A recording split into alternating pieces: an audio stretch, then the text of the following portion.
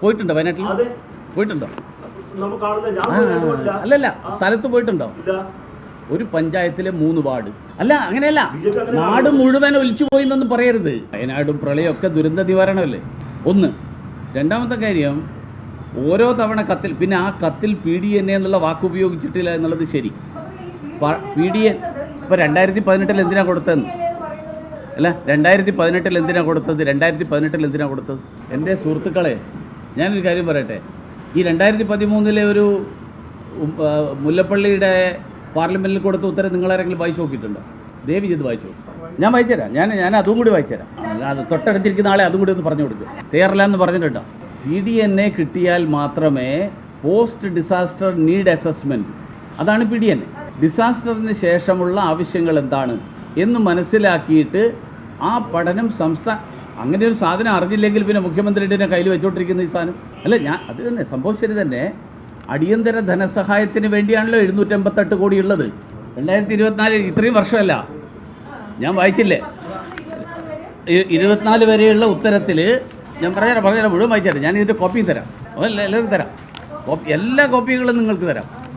നിങ്ങൾക്ക് അങ്ങനെയെങ്കിലും വായിച്ച് മനസ്സിലാക്കാൻ പറ്റുമെങ്കിൽ നല്ലതാണ്. കാരണം ഇതിൽ ഞാൻ അതും കൂടി പറയാം.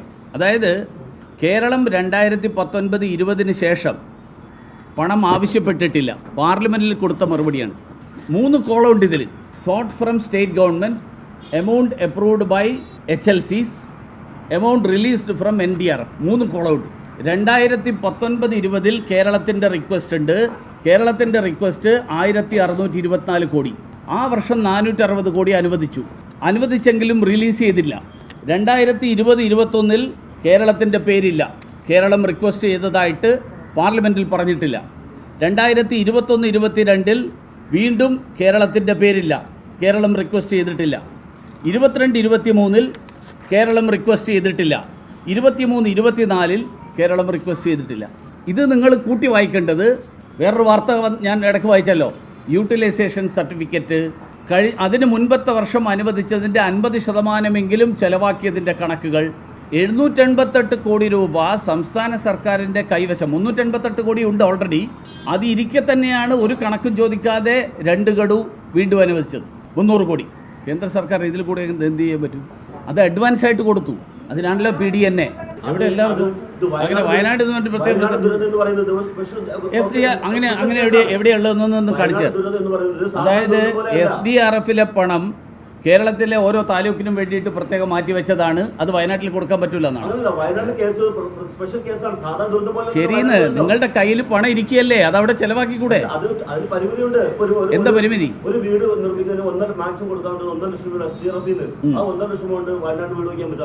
ഞാൻ ചോദിക്കട്ടെ, അപ്പോൾ സംസ്ഥാന സർക്കാർ ഈ എന്ത് കണക്കാ കൊടുത്തിരിക്കുന്നത് കേന്ദ്രത്തിന്? കാണുന്നല്ലോ. സംസ്ഥാന സർക്കാർ ആവശ്യപ്പെടുന്നതിനനുസരിച്ച്. അതെ, എന്താ പറഞ്ഞു? പോയിട്ടുണ്ടോ വയനാട്ടിൽ? പോയിട്ടുണ്ടോ? അല്ലല്ല, സ്ഥലത്ത് പോയിട്ടുണ്ടോ? ഒരു പഞ്ചായത്തിലെ 3 വാർഡ്. അല്ല, അങ്ങനെയല്ല, നാട് മുഴുവൻ ഒലിച്ചു പോയി എന്നൊന്നും പറയരുത്. ഒരു പഞ്ചായത്തിലെ, ശരിയാണ്, നാട് മുഴുവൻ എന്നുള്ള വാക്കിനോട് തന്നെ എൻ്റെ ഇത്. ആയിക്കോട്ടെ. അല്ലല്ല, നിസ്സാരമല്ലല്ലോ. അതുകൊണ്ടല്ലേ സാങ്കേതികത്വം അല്ല എൻ്റെ സുഹൃത്തെ. നിയമം, നാട്ടിലെ നിയമം, അതായത് പണം ചെലവാക്കണമെങ്കിൽ സർക്കാർ ഖജനാവിൽ നിന്ന് ഒരു മിനിറ്റ് ഞാൻ വായിച്ചേക്കാം.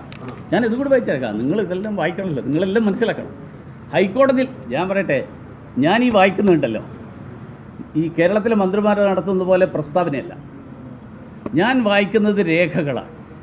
ഏത് രേഖ? പാർലമെൻറ്റിൻ്റെ രേഖ. പാർലമെൻറ്റിൽ കള്ളം പറയാൻ പറ്റില്ല. കള്ളം പറഞ്ഞു കഴിഞ്ഞാൽ പ്രിവിലേജാണ്. ഹൈക്കോടതിയിൽ കള്ളം പറഞ്ഞു വന്നിരിക്കട്ടെ, സംസ്ഥാന ഗവൺമെൻറ് പറയാം ഇത് കള്ളമാണ്. സംസ്ഥാന ഗവൺമെൻറ് ഹൈക്കോടതിയിൽ ഒക്ടോബർ മാസം 17-ാം തീയതി കൊടുത്ത ഇതിൽ PDNA കുറിച്ച് ഞങ്ങൾക്ക് ഇതുവരെ PDNA കുറിച്ച് അറിയില്ലായിരുന്നു എന്ന് എന്താ പറയാതിരുന്നത്? എന്നാൽ സിമ്പിൾ ആണ്. ഈ PDN എന്ന് പറയുന്നത് സമയം പിടിക്കും കൊടുക്കാനായിട്ട്. ഓക്കെ, പക്ഷേ ഇത് അതുപോലെ ഇനി ഞാൻ ഒന്നും കൂടി കേൾക്കും,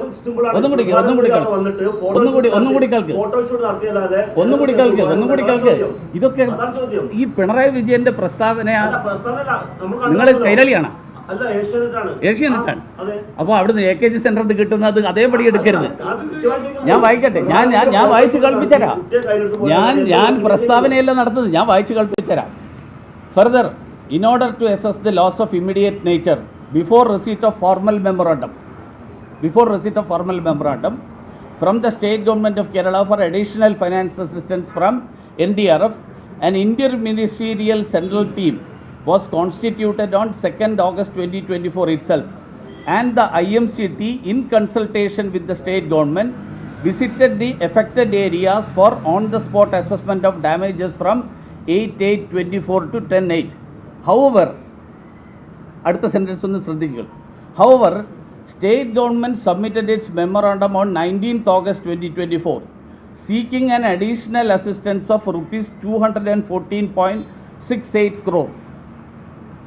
എത്രയാ എമൗണ്ട്? എത്രയാ വായിച്ചേ? കേട്ടല്ലോ.